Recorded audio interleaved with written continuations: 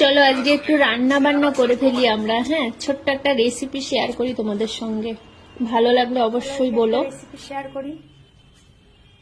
শুরু করে আলুগুলো কুচিয়ে নিয়েছি, এর মধ্যে একটা পেঁয়াজ দিয়েছি। এই হচ্ছে ছোট মাছ। হ্যাঁ দেখো, ছোট মাছগুলো দিয়ে দিলাম। এবার এর মধ্যে স্বাদ মতো নুন, স্বাদ মতো হলুদ, জিরে আর লঙ্কা বাটা, বুঝেছো? আমি বলেছি, মানে বলার পরে ভিডিওটা চালু হয়েছে। বেশি করেই দেবো, কারণ আর তো দেবো না।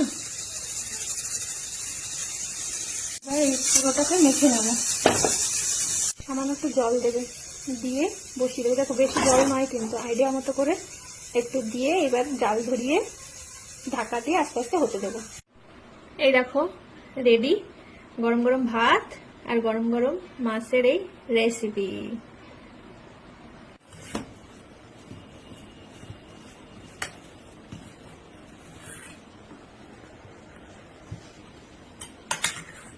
কেমন হয়েছে মাম? একদম বাহ, খুব ভালো খায়।